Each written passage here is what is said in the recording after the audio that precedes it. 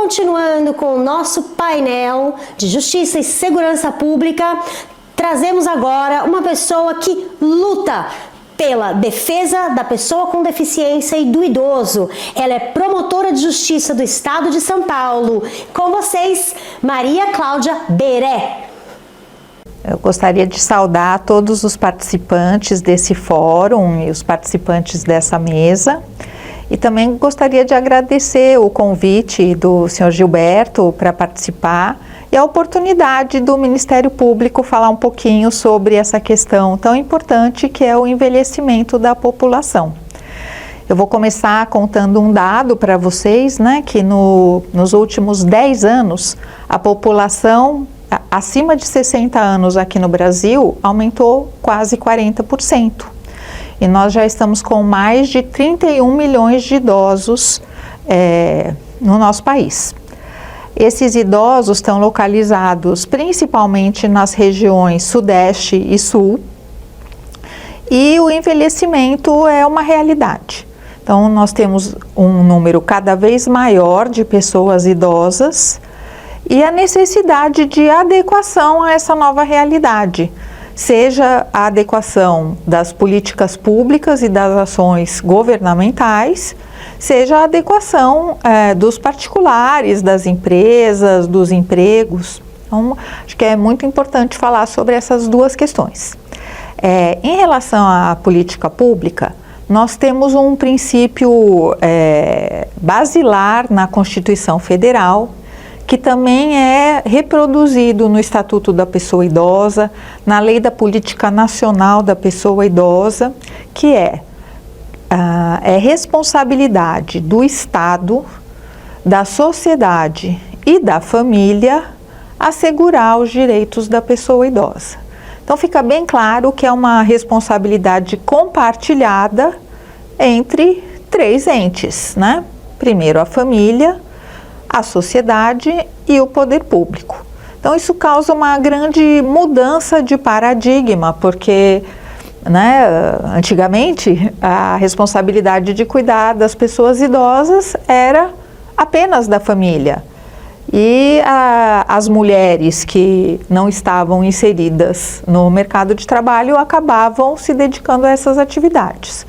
Com a mudança na própria atividade da mulher, que agora está perfeitamente inserida na sociedade, no mercado de trabalho, em uma série de atividades, ela deixou de ter a mesma disponibilidade para cuidar das pessoas idosas. E as famílias também diminuíram, muitas vezes as famílias estão separadas. Nós temos aqui uma mãe que mora no Brasil com filhos que moram no exterior. Então, cada vez fica mais difícil que a família sozinha consiga se desincumbir de toda a responsabilidade que é cuidar de uma pessoa idosa que necessita de cuidados. Então, aí surge a necessidade do apoio da sociedade e principalmente do poder público. Essa necessidade ela é tão premente que a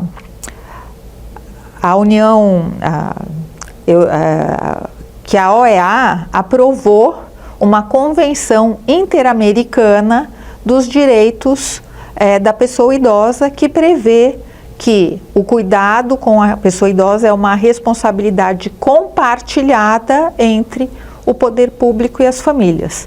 Daí surge a necessidade de cada vez mais o poder público se voltar para políticas que apoiem as famílias nos cuidados à pessoa idosa.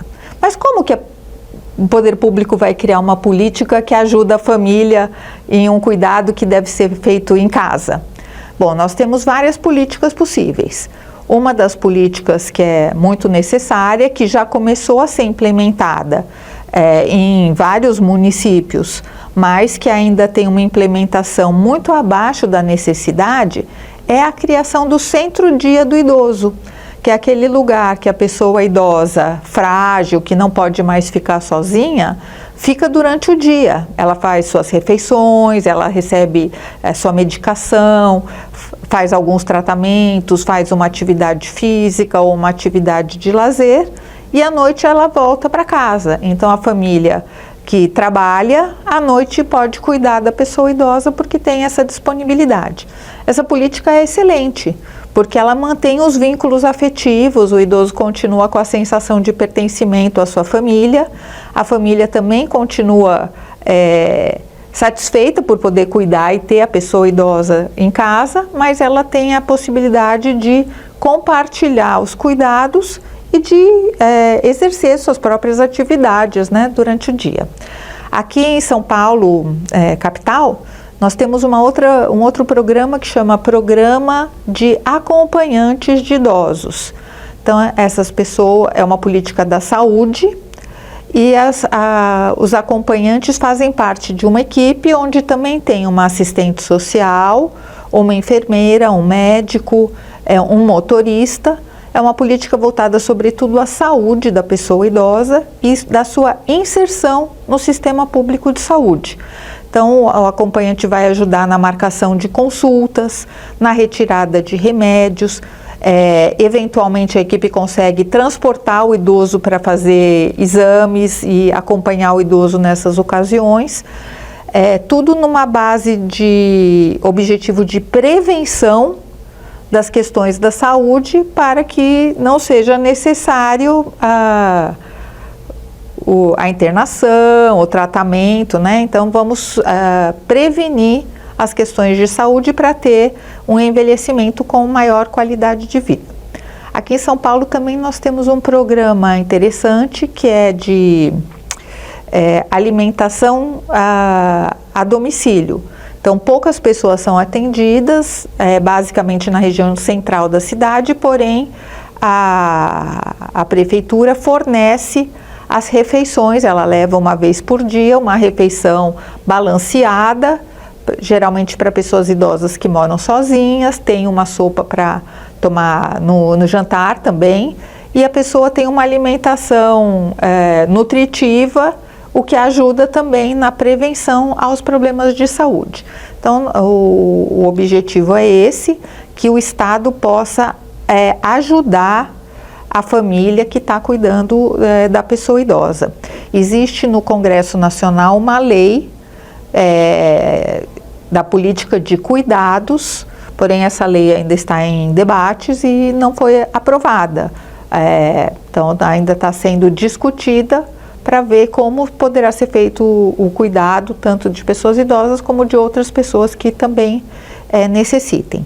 Também existem casos de pessoas que não têm família e não têm mais condições de autocuidado, têm um grau elevado de dependência e que aí vão ter que ser integralmente apoiadas pelo poder público. Então, aqui também, por exemplo, em São Paulo, nós temos a política de instituições de longa permanência para idosos, que já conta com um número razoável de vagas, né, que o último dado que eu tenho são 480 vagas, que é um número bom, porém insuficiente.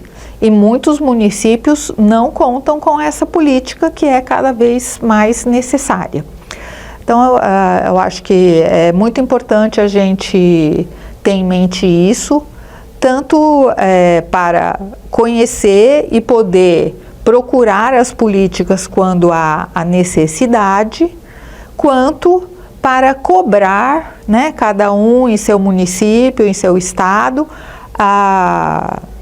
que essas políticas passem a ser implantadas, né, porque elas são cada vez mais necessárias.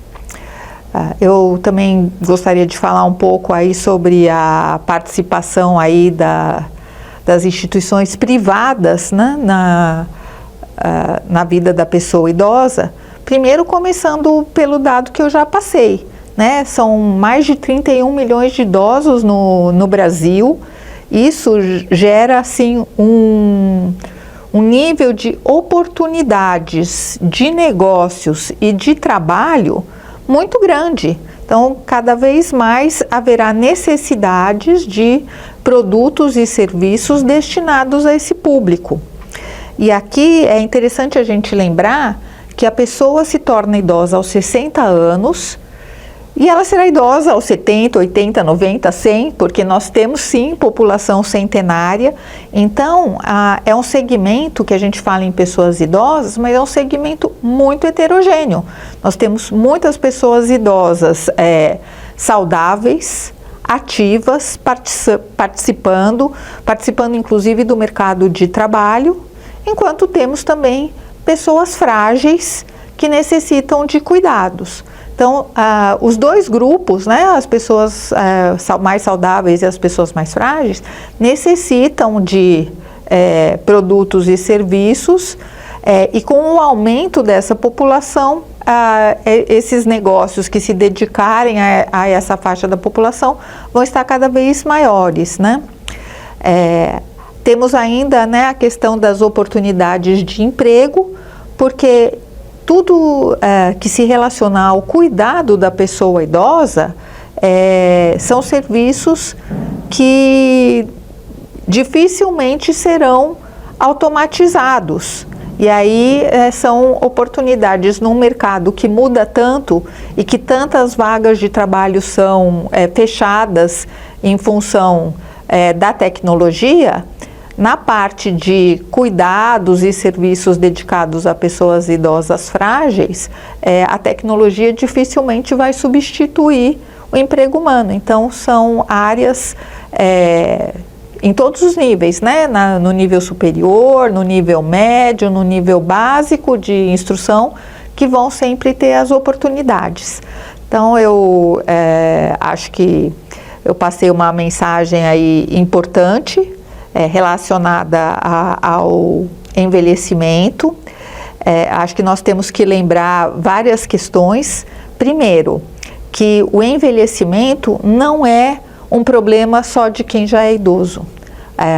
O envelhecimento é uma questão que perpassa por toda a sociedade, porque a gente tem pessoas idosas na nossa família, a gente vai se tornar idoso, né? A gente quer se tornar idoso, e a gente pode trabalhar com pessoas idosas, ter amizade com pessoas idosas. Esse contato intergeracional ele é muito produtivo e muito satisfatório para todos.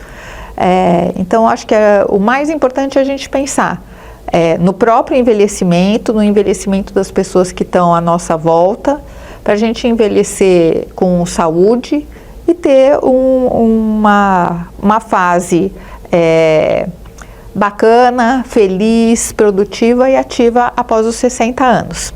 Eu agradeço novamente a oportunidade e me despeço e espero ter tocado aí o coração de cada um de vocês em relação à questão do envelhecimento.